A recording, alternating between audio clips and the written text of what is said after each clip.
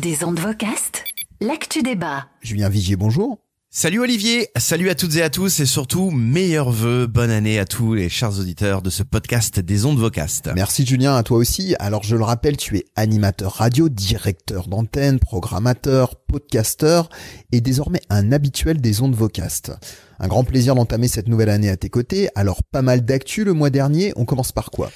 Bon, alors on va partir du côté de chez Lagardère. Il y a eu une petite accélération du calendrier, c'est le moins qu'on puisse dire, puisque Vivendi, c'est-à-dire Bolloré, accélère son OPA sur Lagardère, désormais prévu pour février 2022, alors qu'on parlait auparavant de fin 2022, donc ça s'accélère grandement pour la prise de pouvoir de Bolloré sur Lagardère. Et ça a son importance car février c'est avant la présidentielle. Même si Bolloré a déjà mis sa patte dans les contenus des médias de Lagardère, dont Europe 1, les observateurs scruteront encore davantage l'influence de son nouveau propriétaire sur les contenus de ces médias à l'occasion de ce rendez-vous politique. Ah ça, de l'influence, il en sera forcément question, à n'en pas douter. Allez, toujours dans l'actualité, on peut aussi parler de la réforme des quotas de chansons françaises. Le CSA a publié en décembre un nouveau texte revisitant certains critères d'application des quotas, les fameux quotas. Ça fait suite aux conclusions d'une mission flash en fait qui date de 2019. C'était autour de la commission des affaires culturelles de l'Assemblée nationale. Elle a été suivie de consultations de la part du CSA, donc raconte-nous un petit peu. Et le texte du CSA, désormais Arcom, semble satisfaire l'industrie, puisque le CIRTI et le bureau de la radio se sont félicités de ces changements. Les deux syndicats annoncent que cela permettra aux radios de défendre leur modèle à armes moins inégales face aux plateformes de musique en ligne, qui, elles, ne subissent aucune de ces contraintes réglementaires et législatives. Voilà, et comme le CSA est devenu l'Arcom depuis ce 1er janvier, on peut désormais mieux comparer la réglementation des médias dits traditionnels avec ce qui se fait en ligne, a priori de manière moins réglementée. Oui, sans aucun doute. Alors, cette réforme des quotas, c'est en quelques points la définition plus claire des critères de diversité musicale permettant de réduire de 5 points ses obligations en termes de quotas. Ils étaient autrefois assez subjectifs. Il change aussi le mode de contrôle des quotas, autrefois mesuré en cumulation mensuelle, et désormais calculé de manière trimestrielle.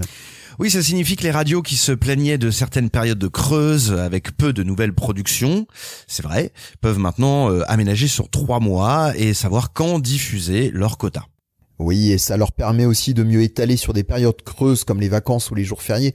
On imagine que chez les radios jeunes, au 3e trimestre, juillet et août auront plus de quotas pour faire ensuite une rentrée de septembre, disons, plus internationale. Oui, voilà, en fait, les quotas étaient autrefois parqués le week-end. On connaît la fameuse technique, nous, les programmateurs et les gens de radio.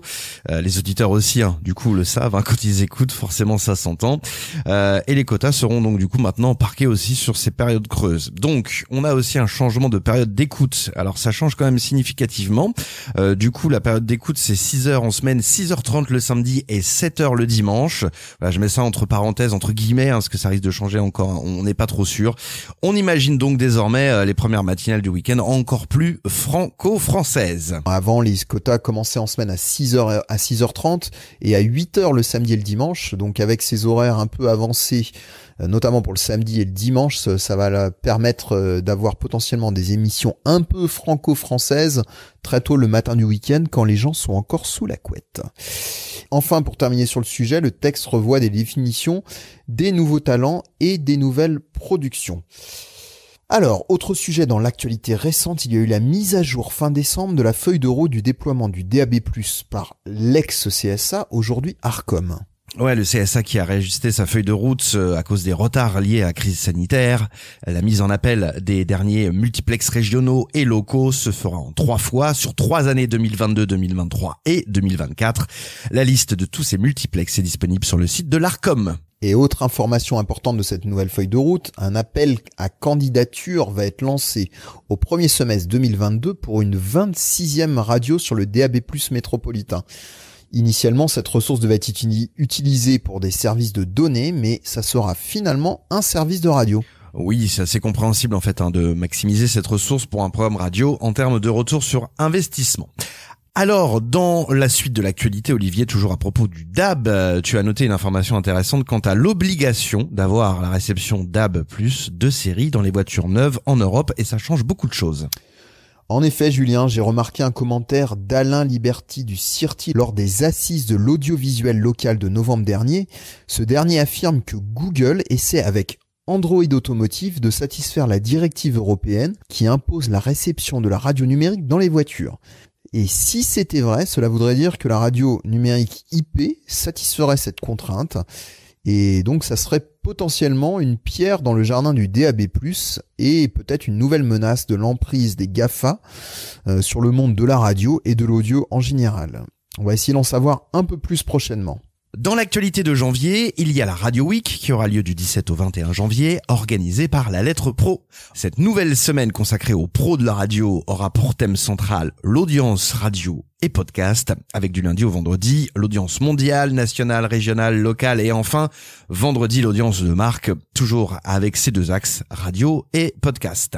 La Radio Week, en effet, du 17 au 21 janvier donc. Alors, retour sur l'actu.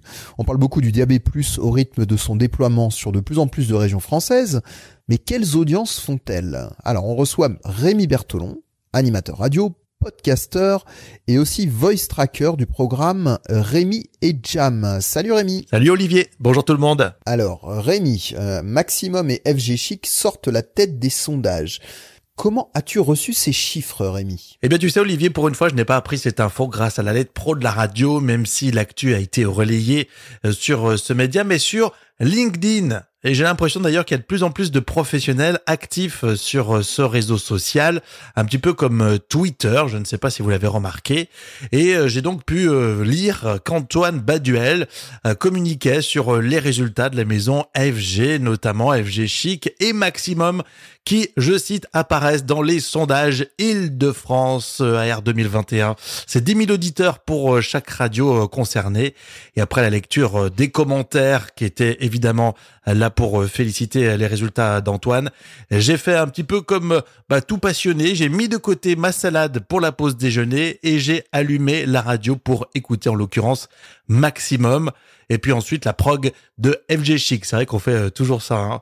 Alors pour moi, ça prouve que le digital ne s'arrête pas au web. Combien de web radios de qualité n'ont jamais réellement percé ? Combien on dit que c'était l'avenir ? Eh bien non, au final, c'est bien le poste radio en plastique avec des composants électroniques qui va l'emporter, notamment dans les grandes villes. Ce DAB, on peut le retrouver à la maison, mais moi j'y crois peu. Hein. Combien finalement ont déposé au pied du sapin une nouvelle radio numérique ? Quelle enseigne met en avant le DAB à la Fnac, Darty, Boulanger ? Très peu. C'est toujours dissimulé pour trouver un DAB+. Alors j'ai continué mes recherches et je me suis retrouvé sur l'Argus, sur le Bon Coin, sur la Centrale. Tu veux donc changer ta voiture à la recherche d'une bonne petite occasion ?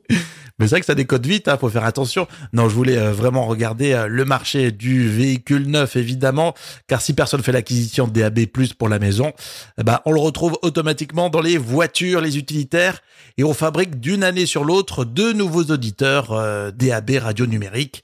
Alors par exemple, 2020, c'est pas forcément le plus significatif avec le confinement, mais 2019, 2 600 000 véhicules neufs immatriculés en France. Certains n'écouteront jamais la radio, je conçois, mais voilà, c'est un chiffre important. On inclut les véhicules légers, les utilitaires à chaque fois. On peut prendre l'exemple aussi du département du Rhône, c'est intéressant, avec de nombreuses radios. Et donc, on immatricule 68 000 véhicules à l'année en moyenne. Dans les Bouches-du-Rhône, c'est quasiment ça, vers Marseille et tout le département, 64 000 nouveaux véhicules quelque part équipés en DAB+, et puis près de 80 000 dans le département du Nord. On peut regarder la région Île-de-France, finalement, c'est ce qui nous intéresse avec la maison FG. Là, on dépasse les 385 000 véhicules immatriculés, et donc autant d'auditeurs potentiels pour notre fameux DAB. On va donc suivre les prochains résultats en région du DAB. Oui, effectivement, c'est réjouissant. Si les résultats se montrent positifs en Île-de-France, on devra suivre les résultats, notamment dans les grandes villes. Pour commencer, les professionnels de la route, avec leurs utilitaires, vont-ils changer leurs habitudes d'écoute ? On peut se poser la question. Quel département et quelle grande ville peut bénéficier tout de suite de ces audiences DAB ? Je pense à Lyon, même si c'est déjà saturé d'une offre de radio très, très importante. De nouveaux entrants seront peut-être plus valorisé à Marseille avec une concurrence moins soutenue sur la FM, notamment pour les radios locales. même si les radios devront dans tous les cas investir le terrain. Alors pour finir, Olivier, c'est vrai que moi je suis persuadé que les auditeurs ne savent même pas qu'ils écoutent le DAB dans leur voiture, hein. Ils enchaînent, ils sont sur la radio et ils ont une offre qui est nouvelle et ça nourrit le média, c'est ça qui est important. Et quel contenu finalement sera plébiscité par les auditeurs, ça sera la grande question. On parle là de 2 radios thématiques sur des niches. Est-ce que ce sont elles les grandes gagnantes? Les radios généralistes vont-elles sortir des radars aussi, hein, dans quelques semaines? On suivra évidemment de très près le prochain média local pour ces nouveaux entrants. Et puis encore bravo à la maison FG. On a tellement hâte de lire d'autres bons résultats pour d'autres radios et groupes de radio. Merci Rémi Bertolon, animateur du Voice Track Rémi et Jam. Et merci à toi Julien, hâte de t'accueillir à nouveau dans un prochain numéro. Merci beaucoup Olivier, à très vite une fois de plus.